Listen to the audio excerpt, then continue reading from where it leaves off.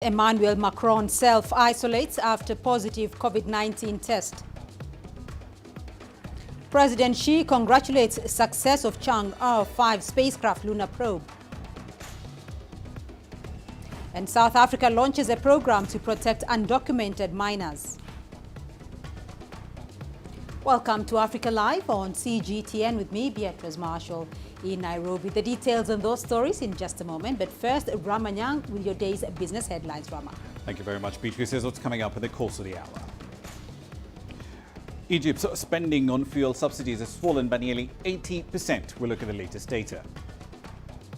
And mining companies in South Africa are speeding up their adoption of automation and other tech. No thanks in small part to the pandemic. We'll have the details on those stories and plenty more coming up in the course of the hour. For now, let's start with the latest in current affairs with Beatrice. Rama, thank you. And our top story this hour. French President Emmanuel Macron is in self-isolation after testing positive for COVID-19. It's still not clear which symptoms Macron is experiencing or where he could have contracted the disease. Our correspondent Rose Cullen has more from Paris. He tested positive this morning, President Macron, after exhibiting symptoms, and then he had a test shortly after that, and that returned a positive result. So he's straight into self-isolation, following his own government's guidelines that the government has been setting out this year, that if you do test positive, you must remain at home and not go outside for 7 days. The Prime Minister had been in isolation this morning while waiting on the results of a test because he's been in physical contact with the President this week. The Prime Minister, Jean Castex, though, returning a negative result this morning. President Macron here will be continuing to work. The Élysée Palace says he will continue to work remotely during this time. And he is at the Élysée Palace, be isolating at least for 7 days. And then if he doesn't show any symptoms, then if he does show a negative result, he'll be able to go back outside. Macron catching COVID-19 is forcing other European leaders into quarantine. That's because the French president met with a number of European Union officials just last week in Brussels. The first time in-person meetings were held since October. The Portuguese and Spanish prime ministers are among those now self-isolating. Berlin says German Chancellor Angela Merkel tested negative after the EU summit. Officials say antivirus measures were in place at the meetings. Chinese President Xi Jinping has expressed his congratulations for the success of the Chang'e 5 lunar mission. The probe is now back at the headquarters of the China Aerospace Science and Technology Corporation, where rock and soil samples from the moon will be offloaded for research. The craft landed early this morning in Inner Mongolia. President Xi called this a great step forward for China's space industry. He said he hopes that those who joined the Chang'e 5 mission will carry forward the spirit of exploration. The probe saw many firsts for China, such as its first lunar surface sampling and first liftoff from the moon. This marks an accomplishment in China's three-step lunar program of orbiting, landing and bringing samples back to Earth. The program began in 2004. A resounding success and a historic achievement. That's the message from China's top space authority after the Chang'e 5 lunar mission successfully landed in China's Inner Mongolia Autonomous Region on Thursday. Sheng Yibing files this report from the National Space Administration. A resounding success and a historic achievement. That's the message from China's top space authority after the Chang'e 5 lunar mission successfully landed in China's Inner Mongolia Autonomous Region on Thursday. With it, samples from the moon, a first in Chinese history. Officials say it's a significant step in the nation's mission to explore the moon, which started in 2004. The perfect completion of the 3 stages, orbiting, landing and return, has laid a solid foundation for China's future lunar and planetary explorations. Officials say the mission has succeeded in the face of serious difficulties. This includes managing to complete the lunar sampling, rendezvous, dock and transfer the sample, and successfully return. They say all of this was executed with the strictest standards. During the research on the Long March rocket and the Chang'e 5 probe, our technicians adopted a series of measures to find and control various risks, and so we've conducted this mission reliably and safely. Next up, the lunar samples will be handed over for scientific research. Officials say some will be used for public science, and some will be used to share data with other countries, as they are the only lunar samples in over 4 decades. We will jointly call for relevant plans in this regard from our international counterparts to analyze the lunar samples. We will organize relevant scientists to select from these plans and share our research results and open data.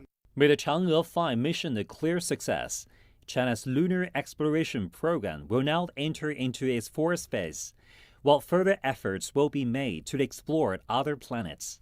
China's National Space Administration stresses that China insists on innovation and open cooperation to promote space development and explore the mysteries of the universe with other countries. Zheng Yibing, CGTN, Beijing. South Africa has congratulated China's Chang'e 5 spacecraft for a successful return to Earth. The vessel returned with rocks and soil samples from the moon. The samples will be used to analyze the evolution of the moon and the recent developments of the solar system. South African scholars have said China's move is a great contribution to human exploration of space. China becomes the latest explorer of this kind in recent times. The US and Russia had collected samples over 70 years ago. For us here in South Africa and Africa, the mission provides exciting opportunity for collaboration with China in terms of collaborating on these particular samples that are coming from the moon. And I think it's also just an inspiring opportunity for Africans that possibly opens a way for young people getting interested in this, maybe going to China and learning about how space exploration is done. I dream that they then bring that knowledge back here to Africa for possible space missions that take off right from here on the African soil. So all exciting all round. Now let's get to you the latest on the recent abduction of Nigerian schoolboys. A video has emerged showing the boys in a forest pleading with the Nigerian armed forces to stop searching for them. The video has been allegedly released by the Boko Haram insurgent group. The militiamen had earlier in the week claimed responsibility for the kidnappings in northwestern Nigeria. The 6-minute video features young boys speaking in English and Hausa. One of them claims Boko Haram's leader Abubakar Shekau is their abductor. He has also urged the government to close all schools except for Quran-based institutions. Let's now cross over to CGTN's Deji Badmus. He is joining me from Lagos with more on that development. Deji, what is the latest on the abducted students in Katsina?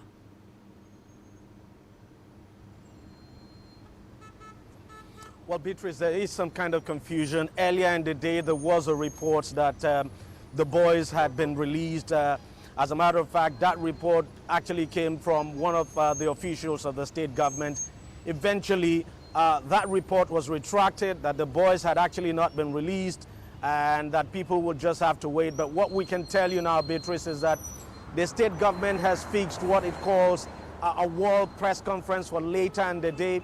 No time has been fixed for that press conference, but we understand that press conference would be happening sometime today. We do not know what will be discussed at that press conference, but the information we got earlier in the day was that the boys had been released.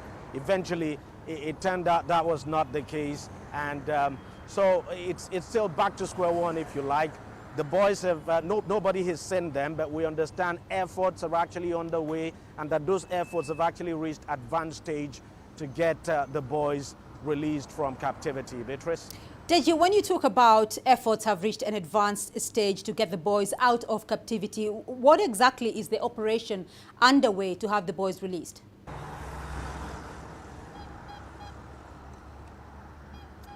Well, we understand the operation is happening in a forest somewhere in Zamfara State. Zamfara State is a neighboring state to Katsina State.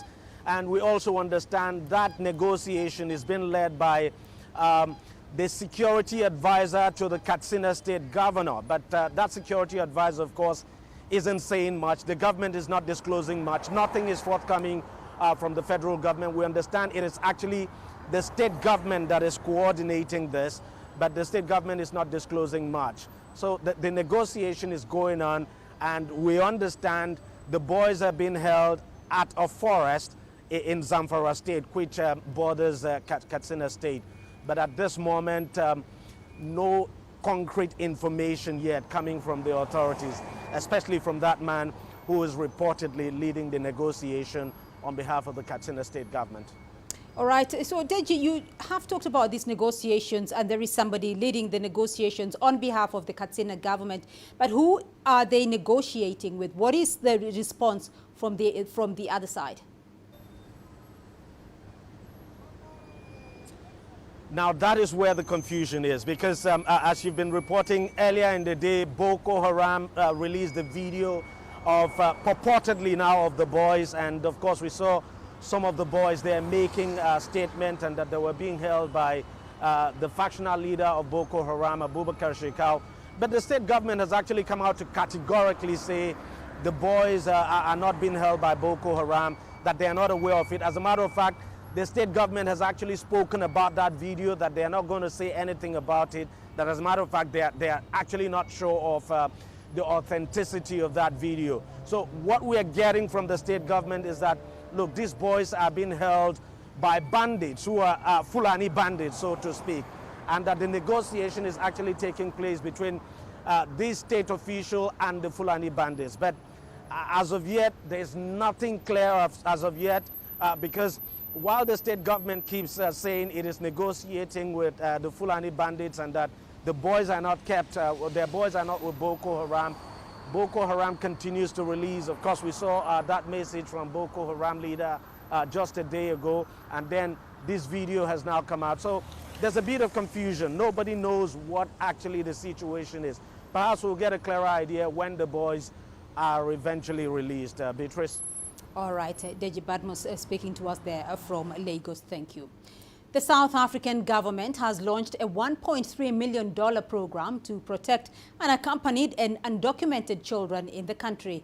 The government launched the program in partnership with UNICEF and the European Union. CGTN's Jelisa Njamela tells us more.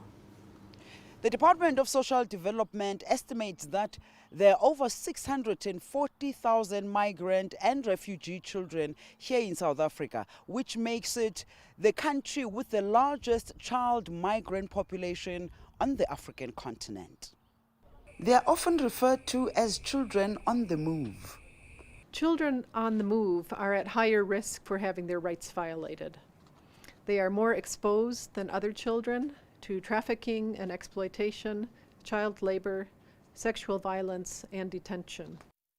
The United Nations Children's Fund, or UNICEF, reports that a Children on the Move report released by the organization in September 2020 portrays a worrying trend. That today, millions of children are living away from their countries of birth. That by 2017, there were at least 30 million children migrants in the world, and that 1 in every 80 children had by 2017 been forcibly displaced as a result of violence and conflict. UNICEF's data snapshot of migrant and displaced children in Africa, released in 2019, tells us the same story. Africa has the largest share of child migrants. The Children on the Move initiative is geared to improve access to integrated child protection services for those children. UNICEF will scale up its support to the National Child Protection System through this project and will work with the relevant authorities and service providers to more effectively respond to the needs of all these children. South Africa is a signatory to different international conventions. These include the United Nations Convention on the Rights of the Child and the African Charter on the Rights and Welfare of the Child.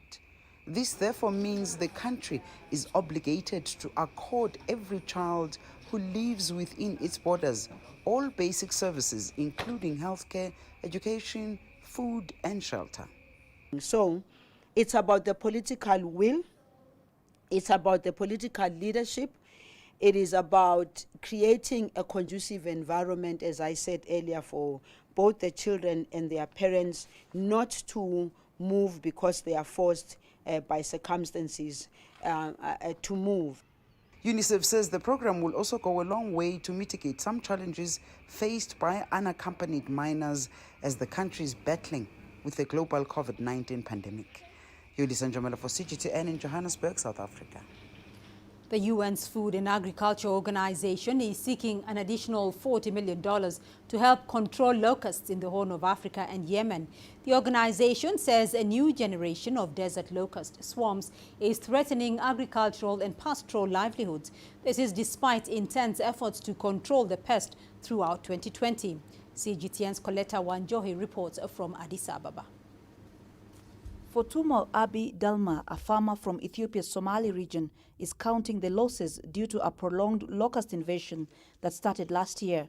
It has caused a problem to our farm. We couldn't produce the number of bags of barley that we used to harvest from the field.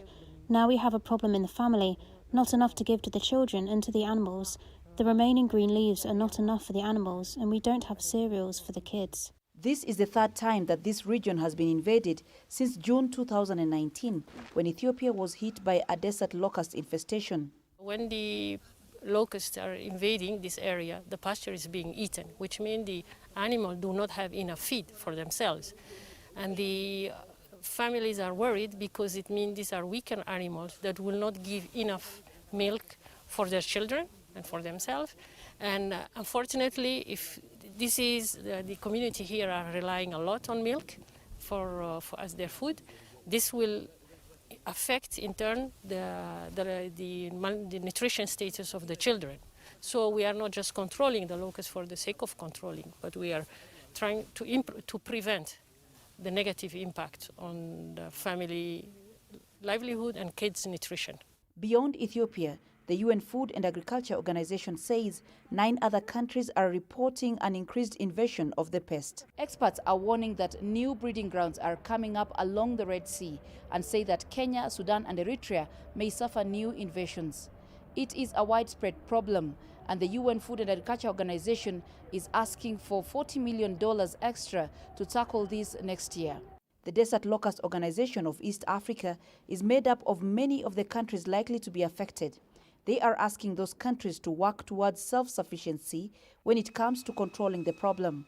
What I would like to urge our member countries is to think of how to modernize DLCO in terms of new aircrafts and also train our new pilots to handle long-range aircrafts which can handle more pesticides compared to what we are having now. We are having beaver aircrafts which are fairly old and their capacity is low. For millions of farmers like Fotumo, they hope a lasting solution will be found so they can feed their families and go back to a pest-free livelihood. Coletta Njohi, CGTN, Addis Ababa, Ethiopia. You're watching Africa Live. Still ahead on the program. Scientists in Gabon take samples from bats to check for any threats to human health. And Zimbabweans determined to celebrate the festive season despite the COVID-19 pandemic.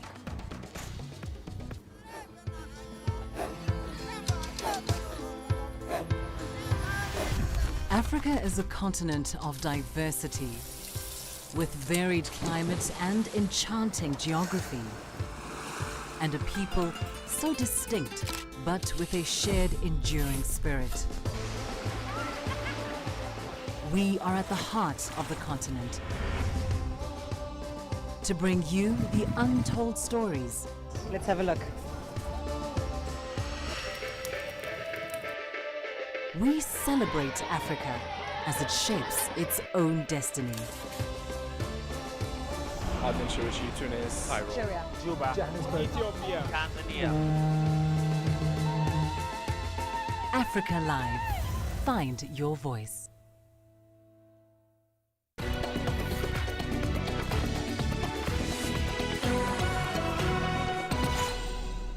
Let's go to Central Africa, where scientists in Gabon at the Center for Medical Research are carrying out studies to test a potential threat to human health posed by wildlife. They are taking swabs on bats, which are believed to be major spreaders of diseases to humans. CGTN's Wanja Mungai has the story. These are men on a mission. They are Gabonese scientists and hunters. Today, they are heading to forest in Franceville to look for bats. Once in a while, they carry out tests to detect any potential threats from the mammals to human health. We study bats in these caves because bats are suspected to be hosts for several pathogens, including the Ebola virus.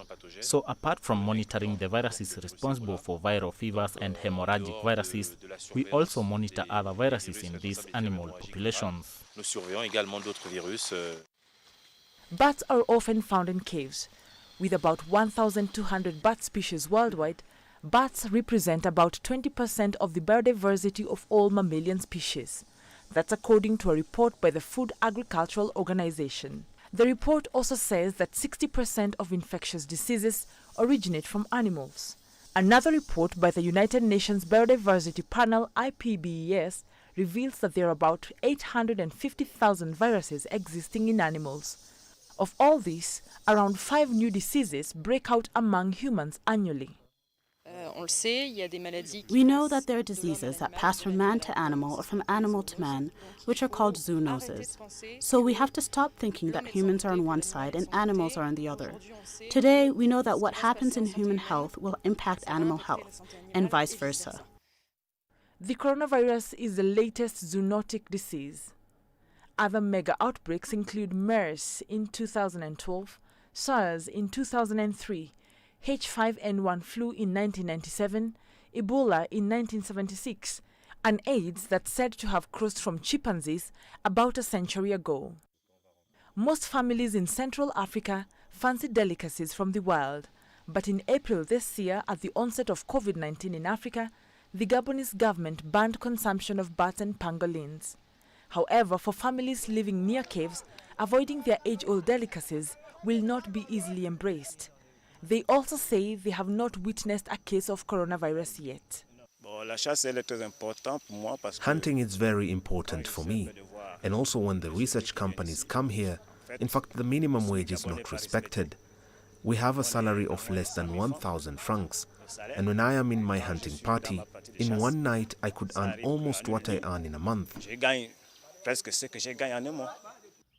Experts are increasingly warning humans to minimize interactions with wild animals to avoid more outbreaks.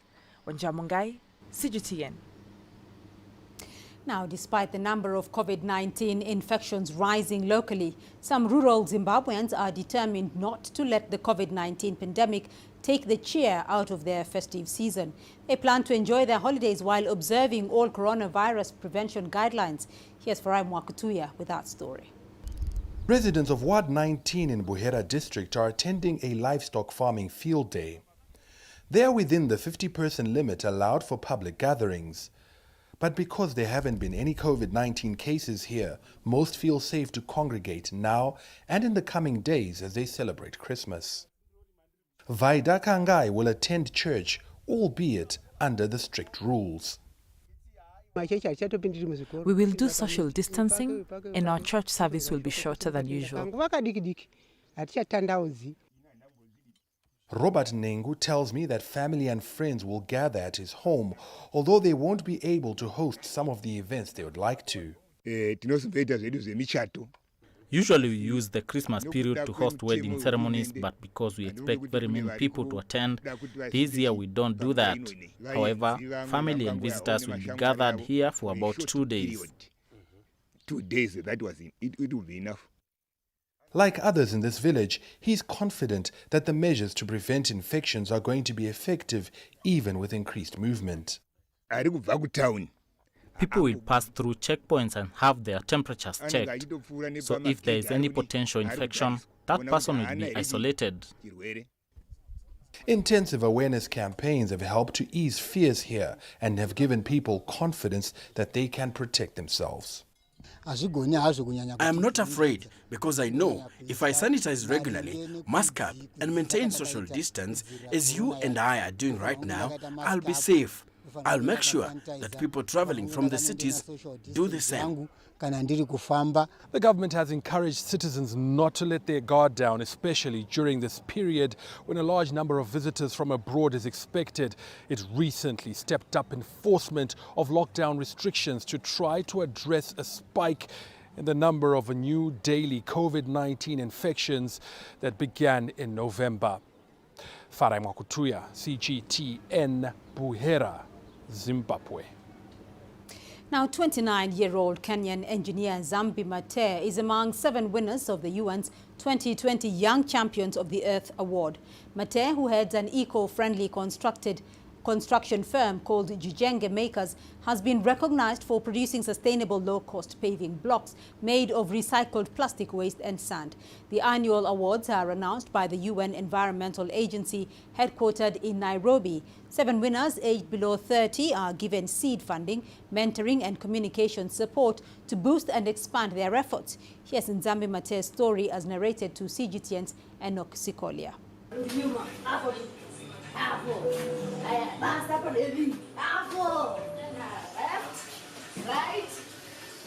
I love building solutions. I love tinkering. I love just building things with my hands, hence Jijenge. And then the other side of me is dance. The moment I just get that beat. We dance at Arboretum. And I like the way it's just nice and clean. And then once you walk out, you see the plastic, you're like, I wish you would replicate that ambience of that nice and clean environment and fresh air, you know? That feeling is without any waste. My name is Nzambi Mate, founder of Jijenge Makers Limited. Jijenge Makers Limited is an alternative building product manufacturing company. Our goal, or rather our aim, is to be able to provide building products that are not only sustainable, but they're also affordable. And the goal is to find how much waste in the space we can use, and we can convert that to impact the housing sector.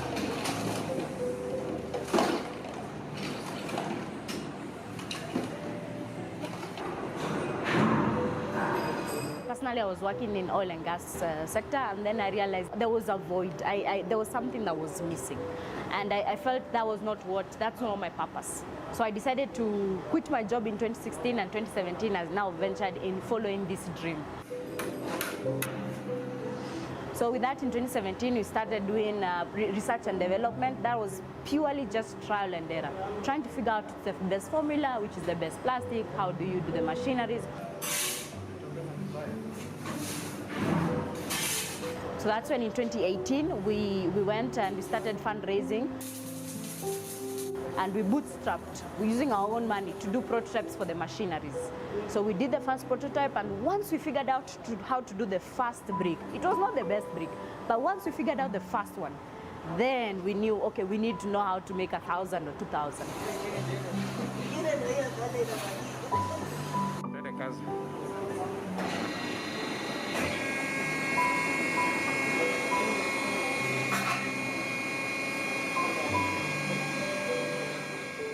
So we went to the internet, we scoured for machine builders all over the world, in different parts of the world, and they gave us huge quotes, like they gave us amounts that we didn't have. So we decided, let's do it ourselves.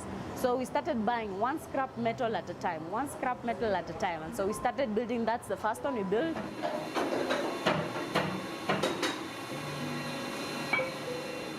And then once it worked, we were like, okay, we were able to remove a few samples, pressing it by hand. Now we knew we needed to make a press, and so hence this.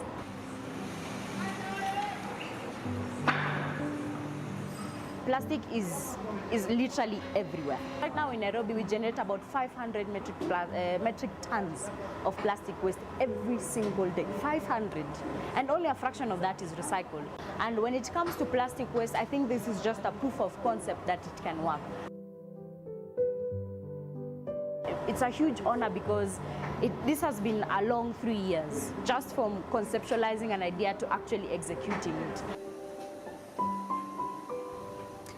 Well, let's now take a look at your business news. Here's Ramanya. Thank you very much, Beatrice. Here's what's coming up in business. Oil subsidies expenditure in Egypt has fallen by nearly 80%. We'll have the details. And more miners in South Africa are automating more of their operations. We'll look at how exactly that's working out when we return.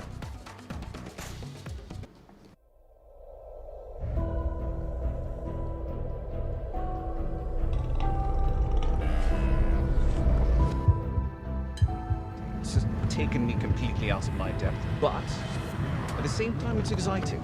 It's new, it's different, it's a challenge. It's really exciting.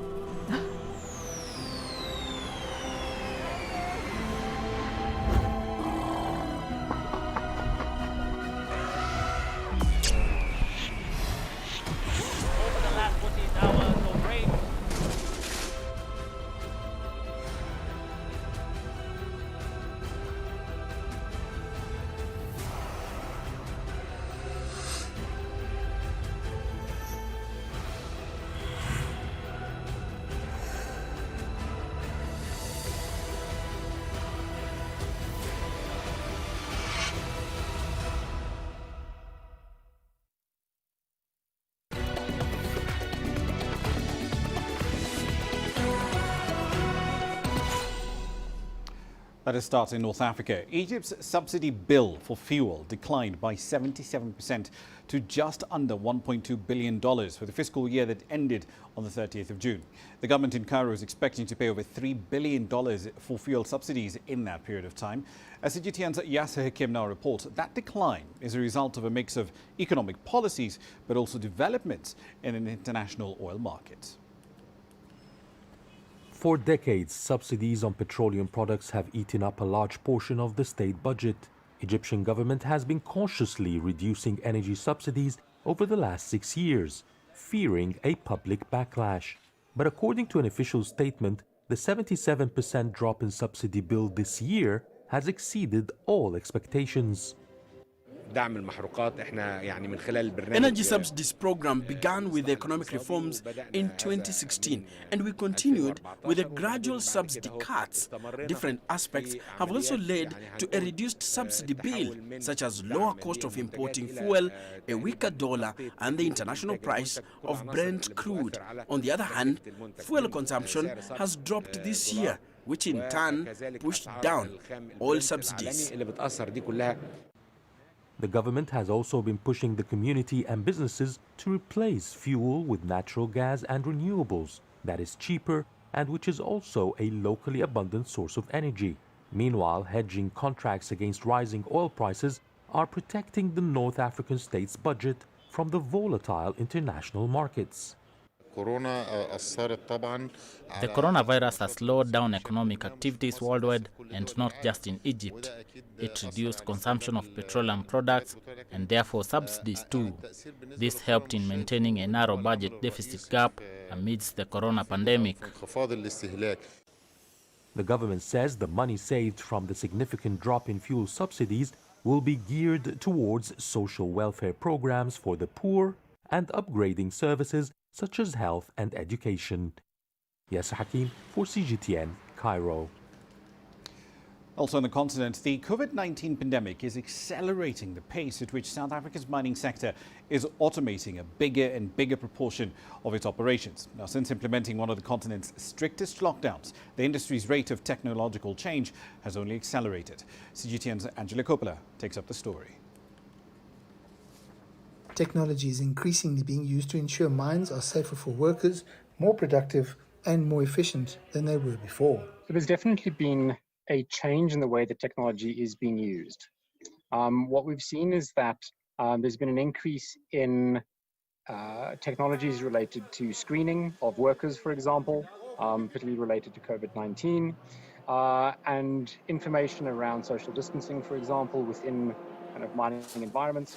And so that's kind of been used to help the mining companies inform their COVID-19 sort of safety and health practices to ensure that's improved differently. On the operational side, there's a move away from Wi-Fi to LTE technology, but the sector is made up of conventional mining activities that aren't capable of modernization, and then there are mining activities that lend themselves towards modernization. You would still be utilizing a hand rock or hand rock drill to access your ore bodies, but that would now be a smart drill that gives you information about the health of the equipment in terms of maintenance and so forth. In your more modern environments, and you'd mentioned Vedant earlier, there's a lot broader use of digital technologies to inform everything from ore sorting, understanding what the ore body looks like, and so it's a very different kind of technology. The use of technology and digitization in South African mines is different to the way it's used in other mining countries. And so a lot of the effort that the industry is putting in is to understand how do we utilize the advantages of modern digitization technologies for 5G, etc., and understand how do we do that in such a way that it creates new employment opportunities, broadens our value chain, gives us access to new ore bodies, and strengthens the local value chain. And that's really the direction that we're going as an industry. Technology can't be embraced holistically across all sectors of the mining industry, but where it can, it's going to be done with the view of making sure that people have employment afterwards. I'm Angelo Coppola for CGTN in Johannesburg, South Africa. Like their counterparts elsewhere in the world, airlines in Nigeria are facing some pretty serious financial difficulties, which in their case have only been worsened by an economic recession and the COVID-19 pandemic. Africa's largest economy has pledged to provide a $10 million bailout, but the airlines say that is nowhere near enough. They argue that Nigeria's entire aviation sector needs a lot more than that to turn things around. CGTN's Deja Badmus filed this report from Lagos. Even before the COVID-19 pandemic hit, Nigerian domestic airlines were already struggling under a mountain of debts. And when the virus struck, things went haywire. Virtually all the airlines had to lay off a significant amount of their workforce and at the same time carry out hefty pay cuts. As you're aware, all the domestic carriers had to park all their aircraft assets. And of course, what that meant is in order to keep them active, they had to incur maintenance costs all through the pandemic. And if you realize the fact that they were not earning any income, that was a major drain on whatever reserves they had. So invariably, by the time the pandemic was more or less over, most of the domestic operators were out of cash, which informed the need for the federal government to provide some sort of palliatives. That palliative is around $10 million, an amount airline operators say is abysmal and will make no difference whatsoever in the dire situation confronting the country's aviation industry, where IATA estimates about 124 million jobs could be on the line. $10 million is inconsequential because, I mean, if I look at my operations with about 3 aircraft, 10 million is just about right to fix my operations. Now, if you're looking at a larger carrier like an Air Peace with over 30 aircraft, obviously, we're talking, in multiples of 10 million. The honest truth is, I mean, when we did an analysis as the airline operators of Nigeria, we were talking very close to 1 trillion. But the reality is, there's a paucity of funds in the country. And if you take that into cognizance and you take the fact that, even with all the wherewithal, the government is not in a position to provide everything that's required. One would have thought that if the government was able to muster about 500 billion for the major carriers in the domestic market, it would be a good step forward. With an economic recession now in the mix, a biting forex scarcity, and no huge cash injection, it remains to be seen how long some of the domestic airlines will be able to hold out for. There are fears some of them may go under. There's a need to have a major cash injection into the industry, beyond which also there's a need to review policies that are punitive for the operations in the domestic market. Most of the charges in Nigeria and taxes have been arbitrary in some cases and punitive in most others. And then, of course, there's the multiplicity of all of this, further compounding the possibility of even making any profits at all. What we're asking for is a loan for the recapitalization of the industry that can be spread in the long term so that airlines can have enough time to be able to recover the investment and then be able to pay back. For now, the domestic airlines that can are managing to keep their aircraft in the skies, but it's costing them a lot doing so. Many aviation workers continue to remain at home with a very slim chance of returning to work anytime soon. Deji Badmos, CGTN, Lagos, Nigeria. And I'll leave it there for the time being. We'll be back in Nigeria, though, at the top of the hour. The country's embarked on a phased reopening of its land borders after a closure of actually more than a year. At the time, the idea was to curb smuggling. But what has really changed over a year later? We'll have some answers for you live from Lagos at 1800 GMT. See you then. For now, back to Beatrice. Rama, thank you. We still have more news for you here on the program. Here's what's ahead. We'll be taking a closer look at how shea butter industry has impacted lives in West Africa. The greatest journeys, the greatest sights,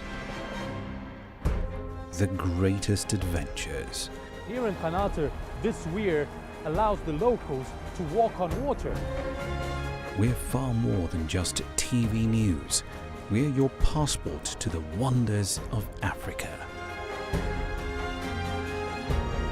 To bring you stories of struggle, survival and hope.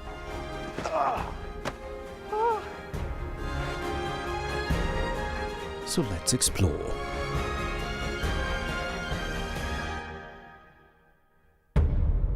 CGTN. See the difference.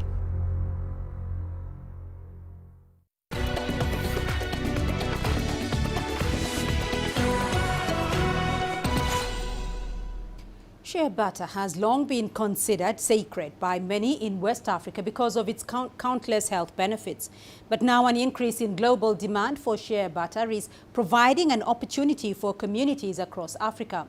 Around 16 million people in Africa, particularly women living in rural areas, are supported by the shea industry.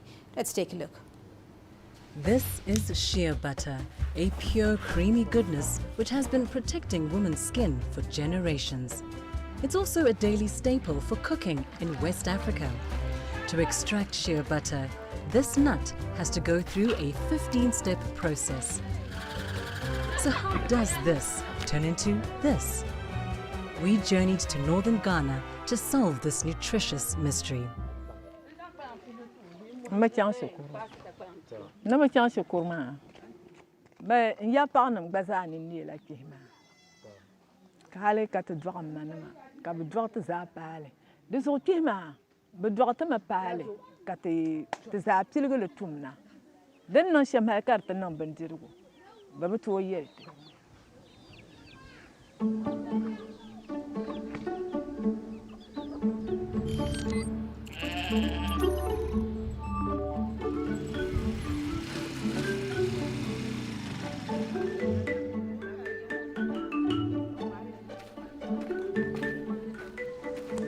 Mala yung so point. Tell people, there's more room to him.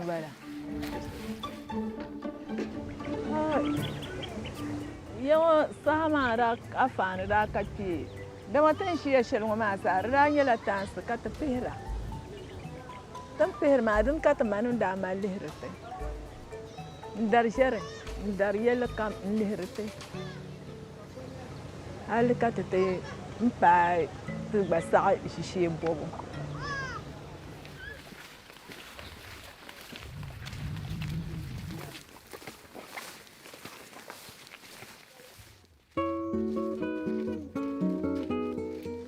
Yela Zansung, Zantamanamo, New Yomaza, Damatin Shiamo, Zuazaha, came out by him with the Katishiama. And I like Yella Titi. So tell the Pankar and Titi. The Mansun Tunacar and I found a masso telling Yella Hassan. I just saw a couple of Pamo. Kadira, Marasa Harman to Bukatambala.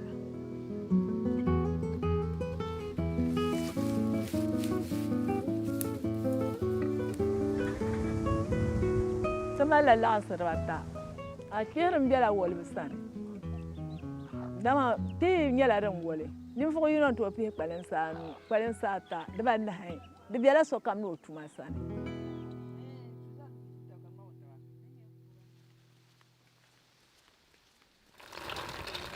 Young while among quarter. Don't come up and tell the young woman. It's on to jelly, you don't to jelly.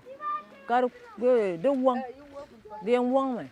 Got the zang Dawn non deni mbu. Mvele yina nte yele. Nzanke nte jele. Kadu ku. Ka aya ja. Ka zang nung twelne. Mja. Ami kaya. Aya jila tangan piri saka yin ntwara. Nkari jara kari ja ka zang te nung drone. Nchim. Na jiri chang manega. Nte nyam.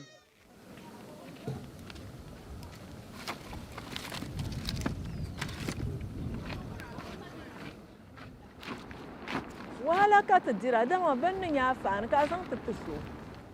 Mari nyanga ma ka zang te so ma de te bandi en ben yan jia ka tunu tu chel ma di dia te gbasani ma te gbatu otum da me na kan ma te zang ma te taba kan nang no hala.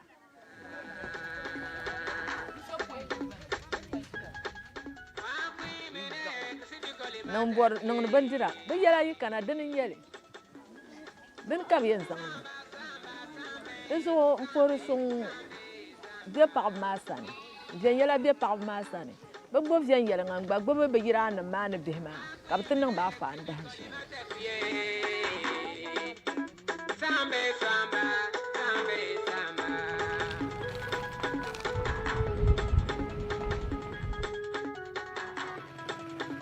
ya kene mbane sambe samba.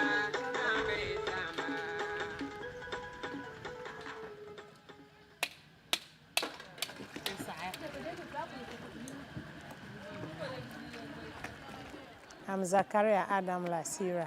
I work with Yumza Women's Association. We are basically into shea butter production. We use shea nuts to produce it into shea butter. We have about 225 women who are into the production.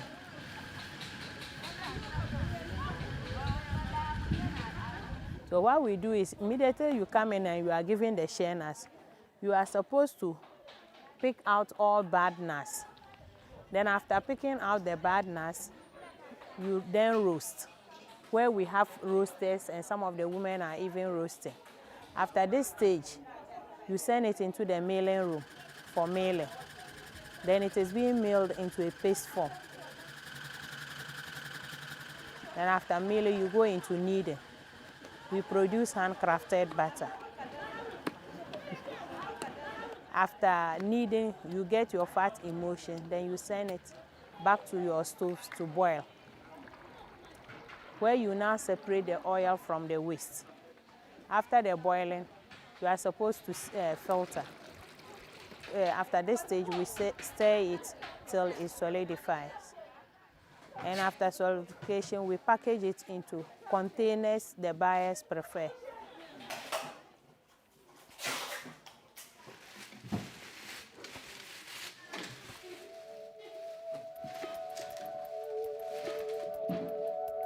Really, to stay in communities like this is very difficult, where women are left to struggle on their own. So coming up as a growing child, it wasn't easy for me. When I first came to this community, most of the women, the children in the community weren't going to school because normally men say it's not important for one to educate a girl child. But after the women joining the group, they saw that it's very necessary for them to send all their girl children to school. So currently, I'll say this particular group have helped a lot of women, and all the girl child in the community are all back. So I'll say what I was looking for, I have achieved part of it.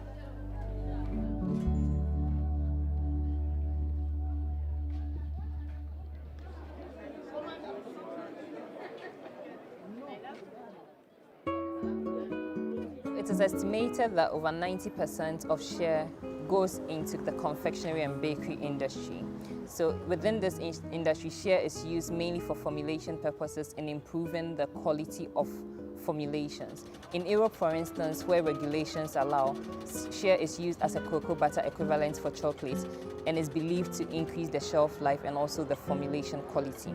10% of the revenue goes into the cosmetic industry, So in the cosmetic industry, Shea is favored for its high moisturizing quality as well as its anti-aging and anti-inflammatory qualities, which mainly is used in the personal care industry for body lotions, soaps and other purposes, but mainly for the personal care industry.